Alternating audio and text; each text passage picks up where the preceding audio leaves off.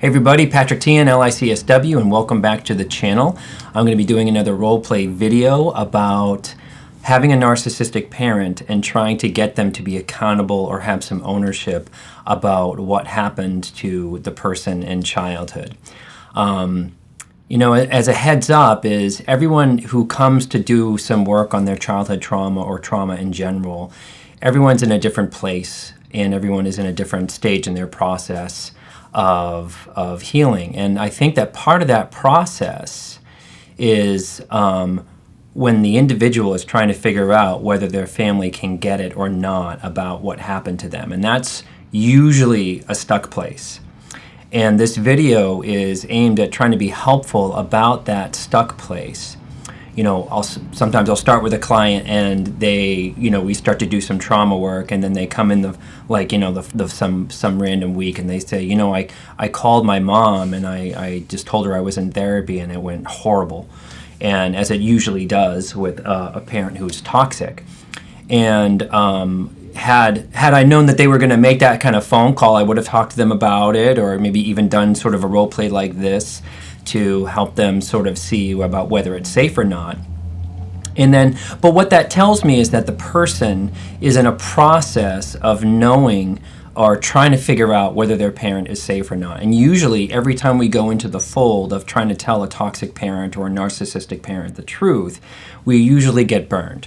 So that's what this role play is about. It's about perspective. It's about really sort of helping people along in their process to see whether a parent like this is safe or not. The scenario in this is just sort of like, it's a daughter and a mother. And I'm playing both roles, so bear with me on that. A daughter and a mother, and the daughter is sort of having a moment where she tells mom that she's in therapy for some childhood trauma and is trying to get the mother to see her part in it. The mother's narcissistic. You could see how that kind of goes. I'm doing that role play as it is in the first one about how it usually goes down. Then I'm doing it with a healthy mom, and then I'm doing it with more of an empowered child at the end. And just as a heads up is, I don't recommend to clients that they take a toxic parent sort of head on, but I'm not super concrete about that. So take what you will from the empowered role play at the end, and we'll get into it. And then afterward, we'll sort of talk a little bit more. So here is, the narcissistic parent and ownership. So why couldn't you do this lunch yesterday? I was wondering if you were mad at me. No, Mom, I wasn't. I just had an appointment that's kind of hard to talk about. Well, are you all right? Yeah. It's nothing medical. I'm totally okay. Well, good. You scared me. Don't do that. Well, Mom, I was going to tell you, and I wanted to bring this up for a while, but I had a therapy appointment yesterday, and I'm seeing a therapist now. Why, honey?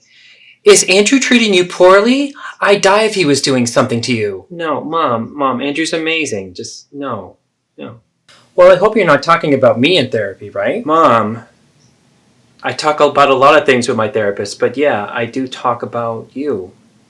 Oh, God, I don't know if I can hear this. Mom, you're not making this easy. Well, Christ, how am I supposed to respond when you're talking about me behind my back? Mom, I just need to say it. I've wanted to bring this up for a while, and my therapy sessions are about what life was like in middle school. What about middle school? You never told me about middle school. Mom, that's when you and Dad divorced, and you immediately started dating Dennis. Oh, I thought it was something else. God, Dennis. That guy ruined my life. Do you know he still owes me money for that apartment? He never paid me. Yeah, I can, Mom. And that's what I talk about with my therapist. We process how abusive Dennis was to me and Kelly. Yeah, those years were the worst. I didn't know if I was going to make it through all that. Well, I need to tell you some things about him, Mom. Mom, I still have nightmares about Dennis screaming at us, and you had him move in just 2 months after the divorce. We barely knew him, and he'd scream at us about not cleaning. Do you remember when he punched the wall because Kelly left her backpack at Dad's because she needed a ride to go get it? I don't remember that, and I'm not sure any of that happened. He had a temper, sure, but... Well, Kelly remembers, Mom. Do you remember why she started sleeping at her friends' houses all the time? Oh, no. She had wonderful friends. It wasn't because of Dennis. Come on. Mom, she hated him and she was terrified of him like I was. Kelly would go to her friend's house and I would go to Aunt Gina's, remember? Oh, your Aunt Gina did nothing but criticize me through that whole time. And she was no help like your father and no help like everybody else. But Mom, you had him live with us for 5 years and, well, do you remember the neighbors would come by because how abusive things would get between the two of you? I'm getting angry. Those were the worst years of my life. And where was your father in all this? Shouldn't you be screaming at him too? Oh my God, Mom, you specifically told us to not tell him about how bad those fights were, remember? I did no such thing. And oh, for Godface, I would never make you do something like that. Mom, you sat Kelly and I down after those fights, and you would beg us to not tell Dad because you would get in trouble. You made us promise. Okay, so now according to you, I am the worst mother in the world. I was suicidal in high school because I hated our life. I was worried about you, about how Dennis treated you, and how he treated us. I can't listen to this anymore, you know? You'll have kids someday. And let's see how you like it when they read you the riot act and expect you to be perfect. I needed someone in my life. You were fine. You had friends. We went shopping. You had it better than I did. Did the therapist put you up to this? Can I call them? They only hear one side of the story, you know. You and I used to be so close, and I don't know what happened to us. I can't believe this. You know, 2 months after leaving Dad, and you had an abusive stranger live with us without a discussion. You just introduced him to us while he was moving in. You'll see one day when you're lonely and you go through a divorce, and you try to be a great mother for 2 kids who came out fine, by the way, and you'll see how it feels when one of them turns on you. I suppose you'll turn Kelly on me too. Why not? Everybody else does. I can't talk anymore. This is ruining me. I'm so glad I get to see you, but how come you couldn't do the lunch yesterday? Oh, I just had an appointment that's kind of hard to talk about. Well, are you okay? Yeah, I'm fine. It's nothing medical. I'm totally okay. Well, good. I just wanted to bring this up for a while now, but Mom, I had a therapy appointment yesterday, and I'm seeing a therapist now. Oh, I didn't know that. Is everything okay, honey? Yeah, Mom, this is really hard, but I needed to see someone for anxiety and nightmares. And it's related to what happened in middle school. Do you mean me dating Dennis after the divorce, honey? Well, I think it's really good that you're talking to somebody about it, and I should have brought it up with you and Kelly, but I have a lot of guilt, but I shouldn't let that get in the way of talking about this with you, and whatever you need to tell me, I can hear. Thank you.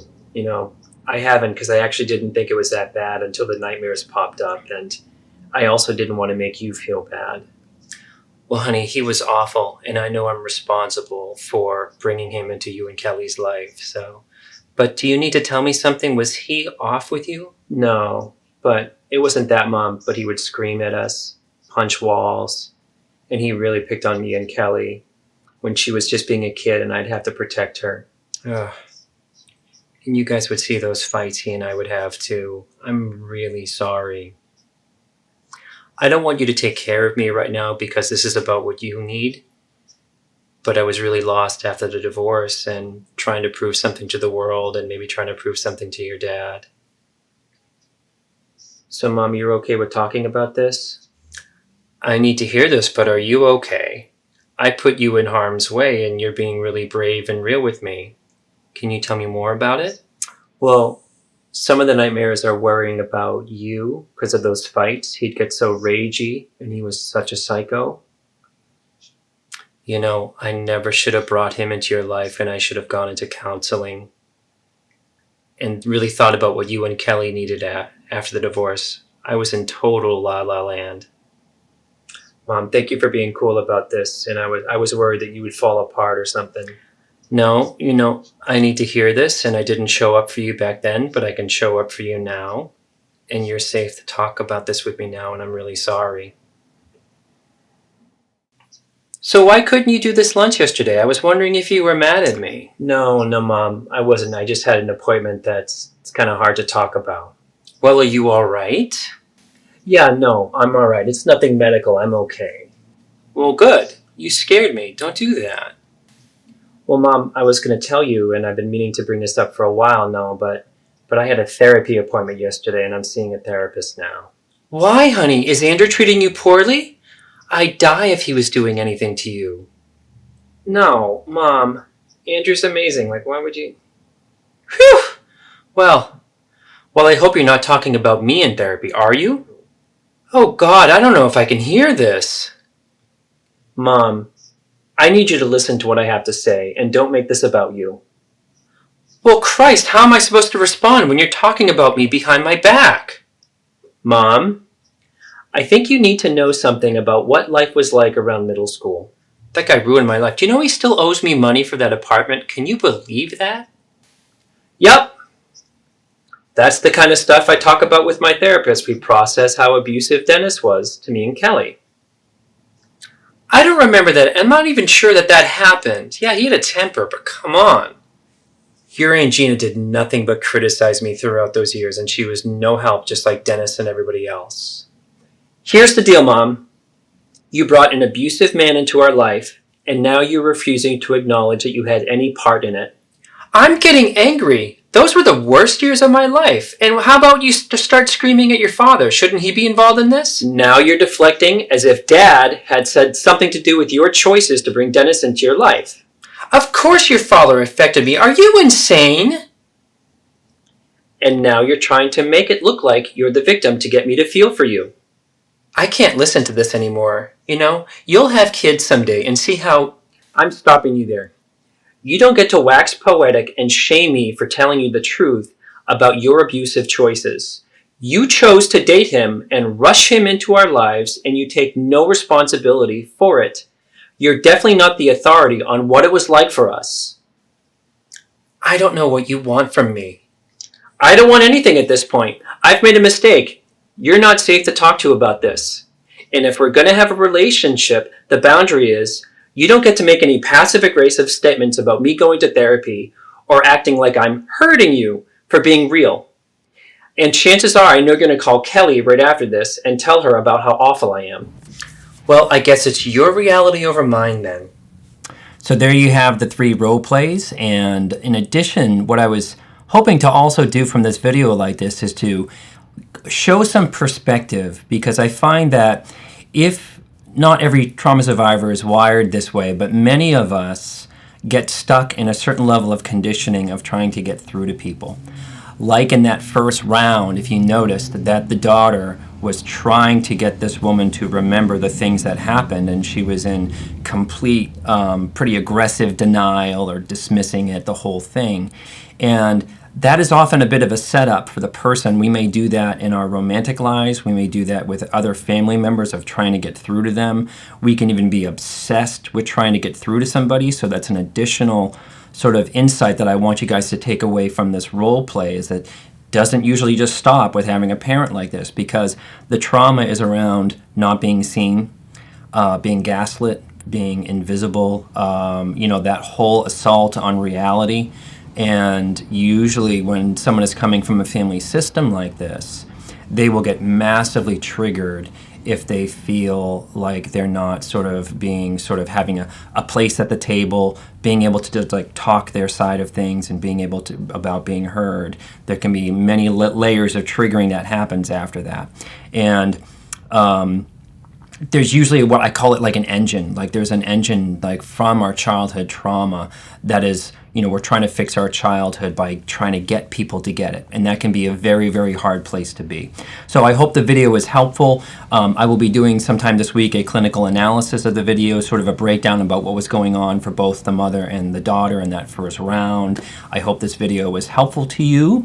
You know, if you liked it, hit the like button, subscribe, share, leave a couple comments, and I will try to do my best to address them. And as always, may you be filled with loving kindness. May you be well. May you be peaceful entities, and may you be joyous. Take care, guys. Bye-bye.